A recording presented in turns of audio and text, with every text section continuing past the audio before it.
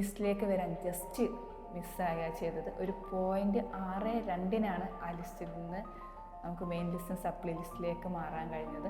പക്ഷേ ആ സമയത്ത് എനിക്ക് ഭയങ്കര വാശിയായിരുന്നു, അടുത്ത ലിസ്റ്റ് എന്തായാലും ക്രാക്ക് ചെയ്യുന്നത്. നമ്മൾ ബസ്സിലൊക്കെ വരുന്ന സമയത്ത് ഇവിടെ മഞ്ചേരി എത്തുമ്പോഴേക്ക് കുറേ സമയം നഷ്ടപ്പെടുമല്ലോ. അപ്പോൾ അതുകൊണ്ട് എന്ത് ചെയ്യും, ഞാൻ എയ്സിലെ നോട്ടുകൾ എൻ്റെ സ്വയം വോയിസിൽ തന്നെ റെക്കോർഡ് ചെയ്തിട്ട് അത് പാട്ട് രൂപത്തിൽ അത് ഹെഡ്സെറ്റ് വെച്ച് കേട്ടുകൊണ്ടാണ് എയ്സിലേക്ക് വന്നിരുന്നത്. നമ്മുടെ ഫാമിലിയിൽ നമുക്ക് കുറച്ച് പ്രതിസന്ധികളൊക്കെ ഉള്ള സമയമായിരുന്നു. ഞാൻ 2 കുട്ടികളുടെ അമ്മയാണ്, അതിപ്പം ഡൈവേഴ്സ് കൂടെയാണ്, ഒരു സിംഗിൾ പാരൻ്റ് കൂടെ ആയിരുന്നു. അപ്പോൾ ഈ സമയത്ത് ജോലി അത്യാവശ്യമായിരുന്നു. പിന്നെ കുക്ക് ചെയ്യുന്ന സമയത്തും ഇത് വീട്ടിൽ പ്ലേ ചെയ്തിട്ട് ഉമ്മ വരെ, ഹസ്ബൻഡിൻ്റെ ഉമ്മ വരെ നദികളുടെ പേരും അത് എത്ര മീറ്ററാന്ന് വരെ പഠിച്ചിരുന്നു. ഓരോന്നും എത്ര കിലോമീറ്റർ ഒഴുകുന്നു എന്നത് വരെ മക്കൾക്ക് എല്ലാവർക്കും അറിയായിരുന്നു. ആ കാലഘട്ടത്തിലൊക്കെ മക്കളൊക്കെ സ്കൂളിൽ ക്വിസ് മത്സരങ്ങൾക്ക് ഫസ്റ്റായിരുന്നു. കാരണം ഇതിങ്ങനെ അവരെ എണീറ്റ് കഴിഞ്ഞാലും ഇത് തന്നെ കേട്ടുകൊണ്ടിരിക്കണേ. ഈ പഠനം എന്ന് പറയുന്നത് ഒരു കൃത്യമായ ടൈം ടേബിൾ വെച്ച് സിസ്റ്റമാറ്റിക്കായ രീതിയിലാണ് ഞാൻ മുന്നോട്ട് കൊണ്ടുപോയത്. ഞാൻ രാത്രി കൂടുതൽ സമയം ഇരിക്കാൻ കഴിയും, അതുകൊണ്ട് തന്നെ. പക്ഷേ രാവിലെ എനിക്ക് എഴുന്നേൽക്കാൻ ഭയങ്കര ബുദ്ധിമുട്ടായിരുന്നു. അതുകൊണ്ട് തന്നെ എൻ്റെ പഠനം രാത്രിയിലായിരുന്നു. രാത്രി 2 മണി 3 മണി വരെ ഒക്കെ നീളുന്ന പഠനമായിരുന്നു ഉണ്ടായിരുന്നത്. ആകെ ആശങ്കയിലായിരുന്നു, ഇനി എങ്ങനെ പഠനം മുന്നോട്ട് കൊണ്ടുപോകും എന്നുള്ളൊരു ആശങ്കയിലായിരുന്നു. റാങ്ക് ഫയൽ പഠിക്കായിരുന്നില്ല, പക്ഷെ നിങ്ങൾ വായിച്ചു വിടുകയായിരുന്നു. കാരണം നമ്മൾ പഠിച്ചു കഴിഞ്ഞ് ആദ്യം പഠിക്കാൻ ശ്രമിച്ചിരുന്നു, പക്ഷേ അത് പിന്നീട് അടുത്ത പേജ് മറിക്കുമ്പോഴേക്കും അത് മറന്നു പോവുക ചെയ്തിരുന്നു. അപ്പോൾ ഇത് വീണ്ടും വീണ്ടും റിപ്പീറ്റ് ചെയ്ത് വായിക്കുന്നതിലൂടെ നമുക്ക് ആ ഓരോ പോയിന്റുകളും മനസ്സിൽ തങ്ങി നിൽക്കും എന്നുള്ളത് ബോധ്യപ്പെട്ടു കഴിഞ്ഞു. ലൈഫിൽ ഒരുപാട് ദൂരം സഞ്ചരിച്ചതിന് ശേഷം ജോലി വേണമെന്നല്ല നമ്മൾ ചിന്തിക്കുകയാണ്. നമ്മൾ പഠിക്കുക, ജോലി നേടുക, ജോലി ആയിരിക്കണം നമ്മൾ ഫസ്റ്റ് പ്രയോറിറ്റി.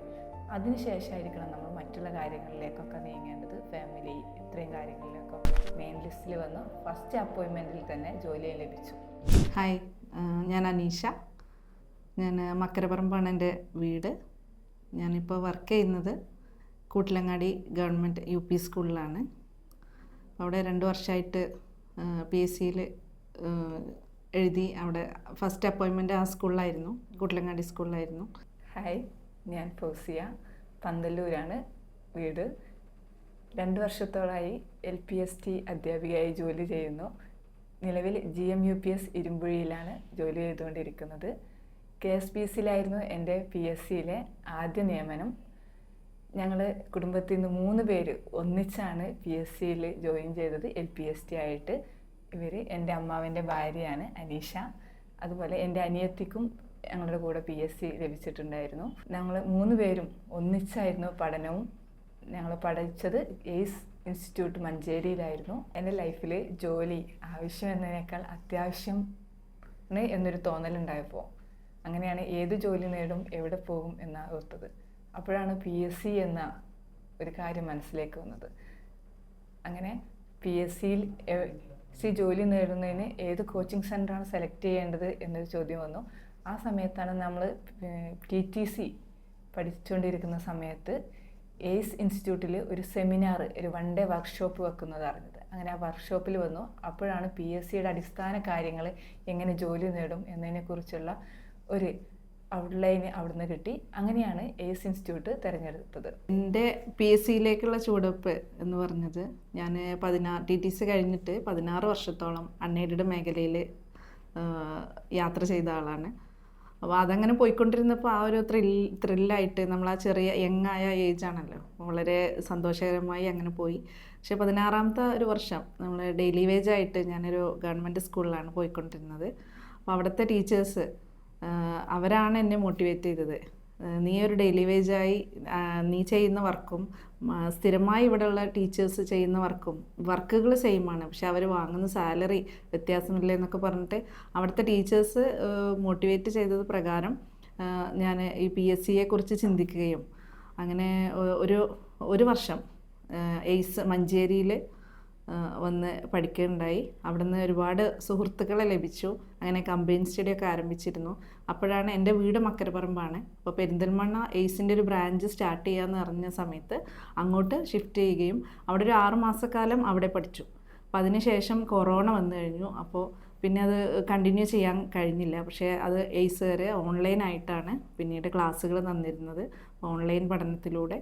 പിന്നീട് അങ്ങനെ LP UP വരികയും ഞാൻ വാശിയോടെ വേണമെന്ന് പി എസ് സിയിലെ പഠന രീതി എന്ന് പറയുന്നത് ഞാൻ PSC കിട്ടണം എന്നതുകൊണ്ട് പെട്ടെന്ന് കിട്ടണം എന്നതുകൊണ്ട് തന്നെ ഫുൾ ടൈം മുഴുവൻ സമയം ജോലിക്കൊന്നും പോവാതെ മുഴുവൻ സമയം PSC പഠനത്തിന് വേണ്ടിയിട്ടാണ് മാറ്റിവെച്ചത്. ഈ പഠനം എന്ന് പറയുന്നത് ഒരു കൃത്യമായ ടൈം ടേബിൾ വെച്ച് സിസ്റ്റമാറ്റിക്കായ രീതിയിലാണ് ഞാൻ മുന്നോട്ട് കൊണ്ടുപോയത്. ഞാൻ രാത്രി കൂടുതൽ സമയം ഇരിക്കാൻ കഴിയും, അതുകൊണ്ട് പിന്നെ പക്ഷേ രാവിലെ എനിക്ക് എഴുന്നേൽക്കാൻ ഭയങ്കര ബുദ്ധിമുട്ടായിരുന്നു. അതുകൊണ്ട് തന്നെ എൻ്റെ പഠനം രാത്രിയിലായിരുന്നു. രാത്രി 2 മണി 3 മണി വരെ ഒക്കെ നീളുന്ന പഠനമായിരുന്നു ഉണ്ടായിരുന്നത്. ഈ പഠിക്കുന്ന സമയത്ത് കല്യാണം തുടങ്ങിയ ഒരു ഫംഗ്ഷനും അറ്റൻഡ് ചെയ്തില്ലായിരുന്നു. മുഴുവൻ സമയം പഠനത്തിലേക്ക് മാത്രമാണ് കോൺസെൻട്രേറ്റ് ചെയ്ത്. നമ്മുടെ പഠനത്തിൻ്റെ ടൈം ടേബിൾ എന്ന് പറയുന്നത് നമ്മൾ ടൈം വെച്ച് ഓരോ വിഷയത്തിന് പഠനം ഈ സമയത്ത് തുടങ്ങുക, ഇത്ര മണിക്ക് അവസാനിക്കുക, ഈ സമയത്ത് ബ്രേക്ക് എന്ന രീതിയിൽ ഓരോ ദിവസവും രാവിലെ കൃത്യമായ ടൈം ടേബിൾ എഴുതി വെച്ചിട്ടായിരുന്നു പഠനം തുടങ്ങിയിരുന്നത്. ഓരോ സബ്ജക്റ്റിനും ഇത്ര സമയം, ഈ സമയത്തിനുള്ളിൽ ഇത്ര പേജുകൾ പഠിച്ചു കഴിയണം എന്ന രീതിയിൽ സിസ്റ്റമാറ്റിക്കായ രീതിയിലാണ് മുന്നോട്ട് കൊണ്ടുപോയത്. എനിക്ക് സബ്ജക്റ്റുകളിൽ കുറച്ച് ഈസി ആയിട്ട് തോന്നിയ സബ്ജക്റ്റ് എന്ന് പറയുന്നത് GK ആയിരുന്നു. അതുകൊണ്ട് തന്നെ GKക്ക് എല്ലാം കൂടുതൽ മാർക്ക് വരുന്നതുകൊണ്ടും അതിന് നിശ്ചിത സമയം മാറ്റി വെച്ചിരുന്നു. എന്നാൽ ഇംഗ്ലീഷും മാത്സും കുറച്ച് ടഫായിരുന്നതുകൊണ്ട് തന്നെ PSCക്ക് ക്രാക്ക് ചെയ്യാൻ ബുദ്ധിമുട്ടായിരുന്നതുകൊണ്ട് തന്നെ ഞാൻ ഓരോ ദിവസവും നിർബന്ധമായും ഇത്ര സമയം ഈ 2 സബ്ജക്റ്റിനും മാറ്റി വെച്ചിട്ടുണ്ടായിരുന്നു. അങ്ങനെയാണ് പഠനം മുന്നേറിക്കൊണ്ടിരുന്നത്. അതുപോലെ നമ്മളെ സിസ്റ്റം എന്ന് പറയുന്നത് ഓരോ സബ്ജക്റ്റിനും പ്രീവിയസ് ക്വസ്റ്റ്യൻസിന് ഓരോ ദിവസവും 1-2 പ്രീവിയസ് ക്വസ്റ്റ്യൻ പേപ്പർ വർക്കൗട്ട് ചെയ്യുമായിരുന്നു. അതും സമയം വെച്ച് നമ്മൾ PSC എക്സാം എങ്ങനെയാണോ എഴുതുന്നത് അതുപോലെ ഇത്ര സമയത്തിനുള്ളിൽ ഈ എക്സാം ചെയ്യുന്ന രീതിയിലായിരുന്നു ചെയ്തുകൊണ്ടിരുന്നത്. അതുകൊണ്ട് തന്നെ എനിക്ക് PSCയിലേക്ക് പ്രവേശിച്ച് ഏറ്റവും പെട്ടെന്ന് തന്നെ ഒരു ജോലി നേടാൻ കഴിഞ്ഞു. നമ്മൾ ACE ഇൻസ്റ്റിറ്റ്യൂട്ടിൽ നമ്മൾ കമ്പൈൻ സ്റ്റഡിക്ക് വരാറുണ്ടായിരുന്നു. എന്നാൽ എനിക്ക് അതിനേക്കാൾ കൂടുതൽ ACEൽ വരുന്ന സമയത്തും ഞാൻ സെൽഫ് സ്റ്റഡിക്കായിരുന്നു കൂടുതൽ പ്രാധാന്യം. കാരണം എനിക്ക് ഒറ്റയ്ക്ക് ഇരുന്ന് പഠിക്കുമ്പോൾ കുറച്ചും കൂടെ പെട്ടെന്ന് കാര്യങ്ങൾ മനസ്സിലാകുമെന്നൊരു തോന്നലുണ്ടായിരുന്നു. അതുകൊണ്ട് സെൽഫ് സ്റ്റഡി അതിന് പ്രാധാന്യം കൊടുത്തത്. എന്നാൽ അതിനുശേഷം നമ്മൾ പഠനം എനിക്ക് ഫസ്റ്റ് ജോലി എന്ന് പറയുന്നത് KSPCയിൽ OA ആയിട്ടായിരുന്നു ജോലി ലഭിച്ചത്. അതും നല്ല ഉയർന്ന മാർക്കായിരുന്നു അതിന് കട്ട് ഓഫ് ഉണ്ടായിരുന്നത്. എനിക്ക് ഒരു ക്വസ്റ്റ്യൻ മാത്രമാണ് അന്ന് തെറ്റിപ്പോയത്. അതുകൊണ്ട് തന്നെ ഏറ്റവും നല്ല രീതിയിൽ അടുത്ത പരീക്ഷയ്ക്ക് എങ്ങനെ ഒരുങ്ങാം എന്നതും കൂടെ അന്ന് മനസ്സിലുണ്ടായിരുന്നു. പിന്നെ ഞാൻ കഴിഞ്ഞ LPSA ലിസ്റ്റിലും റാങ്ക് ഹോൾഡറായിരുന്നു. അതിന് നമ്മൾ മെയിൻ ലിസ്റ്റിലേക്ക് വരാൻ ജസ്റ്റ് മിസ്സാകുക ചെയ്തത്. ഒരു 0.62 ആ ലിസ്റ്റിൽ നിന്ന് നമുക്ക് മെയിൻ ലിസ്റ്റിൽ സപ്ലി ലിസ്റ്റിലേക്ക് മാറാൻ കഴിഞ്ഞത്. പക്ഷേ ആ സമയത്ത് എനിക്ക് ഭയങ്കര വാശിയായിരുന്നു, അടുത്ത ലിസ്റ്റ് എന്തായാലും ക്രാക്ക് ചെയ്യുന്നത്. അതുപോലെ തന്നെ അടുത്ത ലിസ്റ്റിൽ മെയിൻ ലിസ്റ്റിൽ വന്നു. ഫസ്റ്റ് അപ്പോയിൻമെൻറ്റിൽ തന്നെ ജോലി ലഭിച്ചു. എൻ്റെ പഠന രീതി എനിക്ക് സെൽഫ് സ്റ്റഡി ചെയ്യാൻ പറ്റില്ലായിരുന്നു. എപ്പോഴും എൻ്റെ കൂടെ ഒരാൾ വേണമായിരുന്നു. അപ്പോൾ ഇവിടെ ACEൽ വരുന്ന സമയത്തും ഞങ്ങളൊരു ഗ്യാങ് തന്നെ ഉണ്ടായിരുന്നു. ആ ഗ്യാങ് മൊത്തം ഒന്നിച്ച് ആ ലിസ്റ്റിൽ കയറുക ചെയ്തത്. ഞങ്ങളുടെ LP-UP ലിസ്റ്റിൽ ഒന്നിച്ച് കയറിയിട്ടുണ്ട് ഞങ്ങളെല്ലാവരും, കമ്പൈൻ സ്റ്റഡിക്ക് ഇരുന്ന എൻ്റെ കൂട്ടുകാർ. പിന്നെ വീട്ടിലായി കഴിഞ്ഞാലും എൻ്റെ വീട്ടിന് തൊട്ടടുത്ത് എൻ്റെ ഫ്രണ്ട് ഉണ്ട്. ഫ്രണ്ടിൻ്റെ കൂടെ ഞങ്ങൾ ACEൻ്റെ ഓൺലൈൻ ക്ലാസ്സുകൾ കാണുമായിരുന്നു. പിന്നെ അതിന് ശേഷം കറക്റ്റായിട്ട് സിസ്റ്റമാറ്റിക് ടൈം ടേബിൾ വെച്ചിട്ട് ഇന്ന ദിവസം ഓരോ ദിവസവും ഏത് പോർഷനാണ് തീർക്കേണ്ടതെന്ന് റാങ്ക് ഫയൽ വെച്ച് ഞങ്ങൾ ടൈം ടേബിൾ ഇട്ട് തന്നെ പഠിക്കുമായിരുന്നു.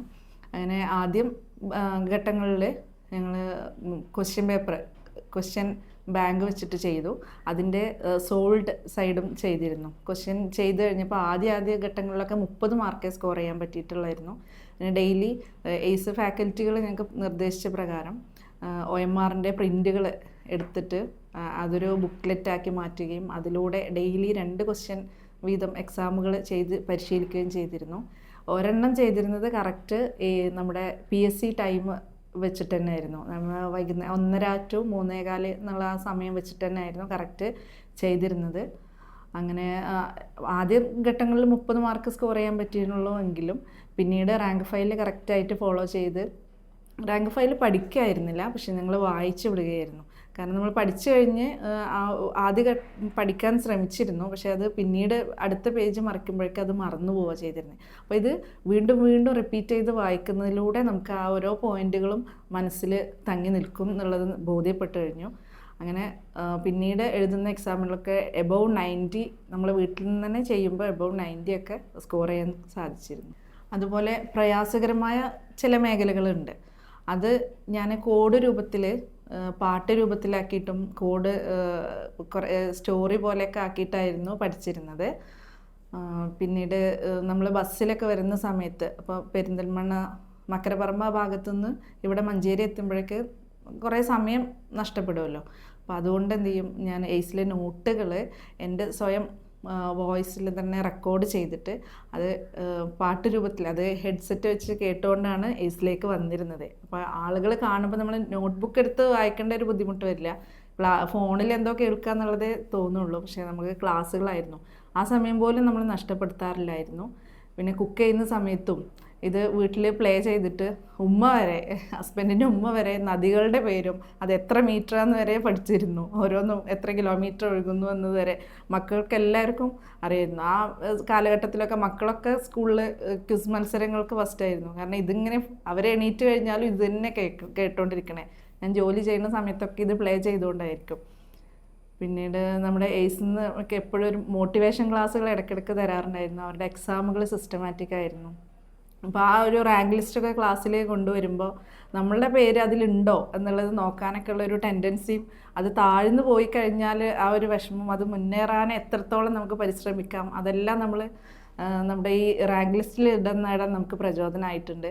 പിന്നെ അതുപോലെ തന്നെ എപ്പോഴും എയ്സ് ഫാക്കൽറ്റികൾ പറയുന്നതാണ്, നമ്മളുടെ ഡോറിൽ നിങ്ങളുടെ ഫോട്ടോയും എത്രാം റാങ്കാണ് നിങ്ങൾ കരസ്ഥമാക്കാൻ പോകുന്നത് എന്ന് എഴുതി വെക്കണമെന്ന് പറയാറുണ്ടായിരുന്നു. അതുപോലെ ഫോട്ടോയും റാങ്കും.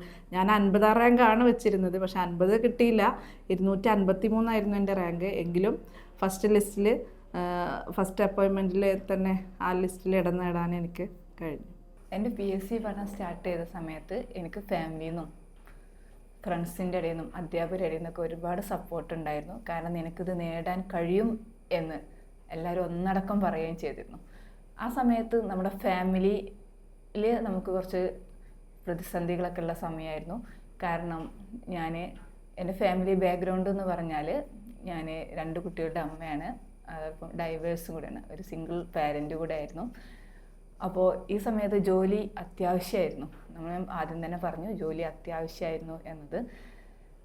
നമുക്ക് പല സമയത്തും പലരും ചിന്തിക്കുന്നതാണ്, നമുക്ക് മക്കള്, ഫാമിലി, വീട്, ജോലി, ഇങ്ങനെ കുറേ കാര്യങ്ങൾ നമുക്ക് തടസ്സമായി നിൽക്കുന്നു എന്നത്.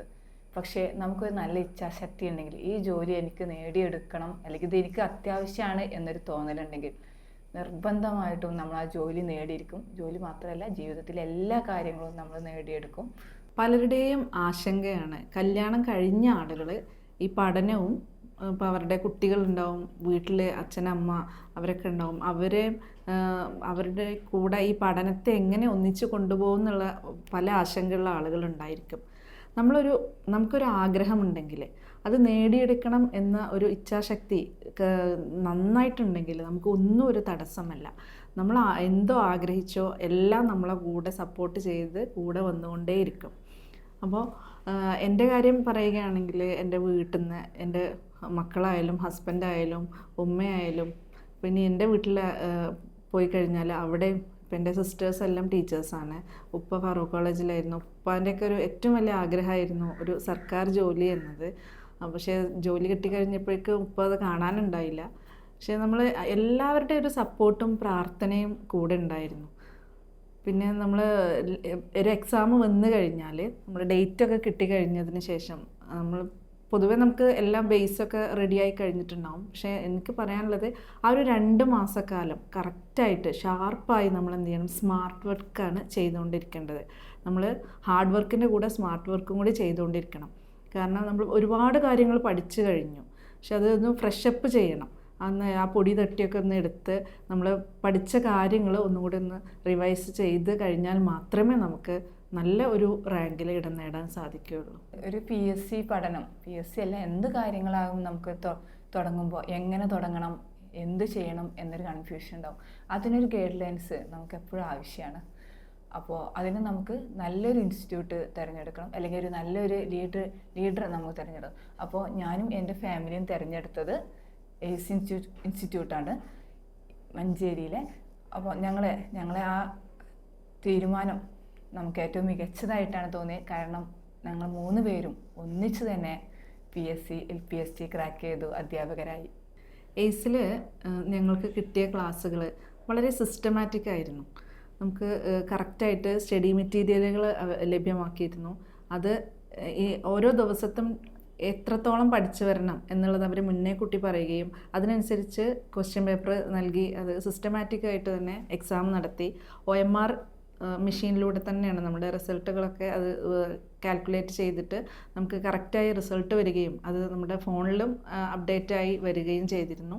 അങ്ങനെ നമുക്ക് സിസ്റ്റമാറ്റിക്കായി നടന്നുകൊണ്ടിരിക്കുന്ന സമയത്താണ് കൊറോണ എന്നൊരു പ്രതിസന്ധി വരികയും, പക്ഷേ ആകെ ആശങ്കയിലായിരുന്നു, ഇനി എങ്ങനെ പഠനം മുന്നോട്ട് കൊണ്ടുപോകും എന്നുള്ളൊരു ആശങ്കയിലായിരുന്നു. പക്ഷെ ആ സമയത്ത് തന്നെ അവർ നമ്മളെ കൈവിടാതെ ഓൺലൈനിലൂടെ നമ്മളെ മുന്നോട്ട് നയിക്കാൻ അവർ നമുക്കൊരു ഗൈഡായി നമ്മുടെ കൂടെ ഉണ്ടായിരുന്നു. നമ്മുടെ ലൈഫ് എങ്ങനെ മുന്നോട്ട് പോകണമെന്ന് തീരുമാനിക്കണം നമ്മൾ മാത്രമാണ്. നമ്മുടെ ചുറ്റുപാടുള്ളവർക്ക് അതിൽ ചെറിയൊരു സ്വാധീനം മാത്രമേ ഉള്ളൂ. പക്ഷെ നമ്മൾ മാത്രമാണ് നമ്മൾ അടുത്ത ദിവസം നമ്മൾ എങ്ങനെയായിത്തീരണമെന്ന് തീരുമാനിക്കേണ്ടത്.